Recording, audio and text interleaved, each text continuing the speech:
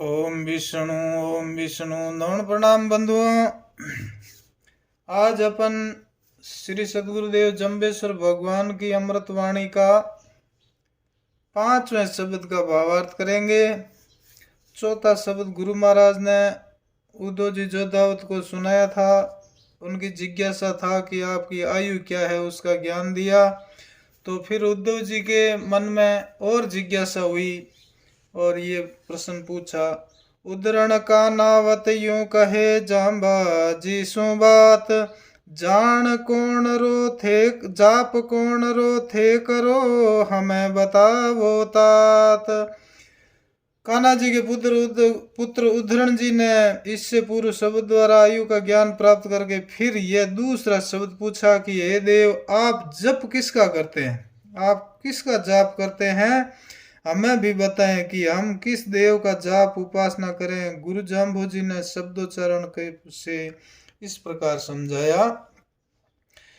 अय्यालो परंपर वाणी में जपान जाया हाजिऊ। हे संसारी लोगों, गुरु महाराज कहते हैं, हे संसारी लोगों, मेरी वाणी अपरंपार है, अर्थात तुम लोग जिनकी परंपरा से उपासना करते आए हो और अब भी कर रहे हो, ऐसी परंपरा वाली उपासना मैं कभी नहीं करता। आप लोगों ने जिस परम तत्व की कभी कल्पना भी नहीं की होगी, जो लोगों की सामान्य वाणी से परे हैं, केवल योगी लोगों द्वारा अनुभव गम्य है, उसी परम देव की मैं मन वचन और कर्म से उपासना और तथा जप करता हूँ, और आप लोग भी उसी की उपासना करो। हमारे जैसे पुरुष कभी भी जन्मे हुए जीवों की उपासना जप नहीं करते। यदि आप लोग करते हो तो छोड़ दीजिए। जन्मा जीव तो स्वयं असमर्थ है, कमजोर है, और वो दूसरे व्यक्तियों की क्या सहायता कर सकता है। इस प्रकार आगे कहते हैं, नव अवतार नमो नारायण ते पण रूप हमारा थियों, जपी तपी तक पीर ऋषेश्वर काय, जपी जे ते पण जाया जीऊं, खेचर भूचर खेतर पाला परगट गुप्ता काय, जपी जे ते पण जाया जीऊं, बात संग शेष गुणिंदा फूणिंदा काय, जपी जे ते पण जाया जीऊं, 64 जोगन 52 बीरूं काय, जपी जे ते पण जाया जीऊं, जपा तो एक निरालंब सिंभु जी के माई न पीऊं, न तन रक्तू न तन धातु न तन तावन सीऊं, सर्व सिर जत मरत बीबर जत तासन मूलज लेना कियो, अय्यालो अपरंपर वाणी में जपान जाया जीऊं। इस प्रकार गुरु महाराज कहते हैं, परम सता भगवान विष्णु के ही 9 अवतार हुए हैं। ये 9 अवतार मत्स्य कच्छ वारा नरसिंह वामन परशुराम राम लक्ष्मण कृष्ण बुद्ध आदि हुए हैं। ये 9 अवतार ही नमन करने योग्य है।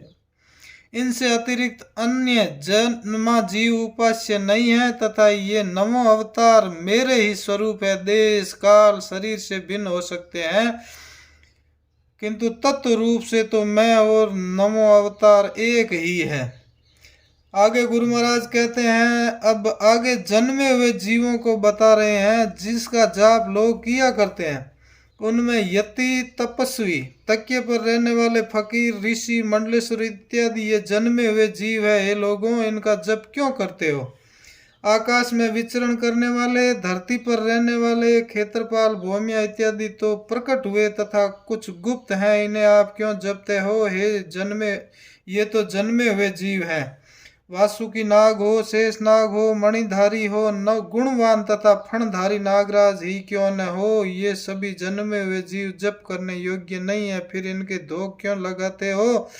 64 प्रकार की योगिनियां तथा 52 प्रकार के वीर जो देहातों में अब भी लोग पूछते हैं, ये सभी जन्म मरण धर्मा सामान्य जीव है, धर्म सामान्य जीव है, इनकी आराधना सदा ही वर्जनीय है। आप लोग क्यों भोपों पुजारियों के चक्कर में पड़कर धन बल समय व्यर्थ में ही व्यतीत करते हो। आगे गुरु महाराज कहते हैं, एक निराकार निरालंब निरंजन शंभु का ही हम तो जप करते हैं, जिनके न तो कोई माता है और न कोई पिता है, तथा जो सर्वाधार सर्वशक्तिमान है और सभी के माता पिता हैं। न तो उस आराध्य देव के शरीर में रक्त है और न ही धातु है, तथा न ही उनके शरीर को गर्मी लगती है और न ही कभी सर्दी सताती है। एकमात्र समादरणीय वह तत्व साकार रूप धारण करके सर्व सृष्टि की रचना करता है। मृत्यु से स्वयं तो रहित है, किंतु सभी जीवों का मूल स्थान वही है।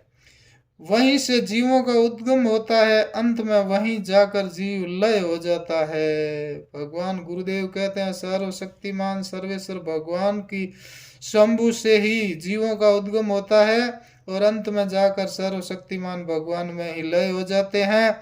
ऐसे परम तत्व मूल को खोजना चाहिए, प्राप्त करना चाहिए। इसलिए है लोगों, मेरा मार्ग कुछ विचित्र है किंतु सनातन है। संसार की लीक से हटकर होने से आश्चर्य नहीं करना चाहिए।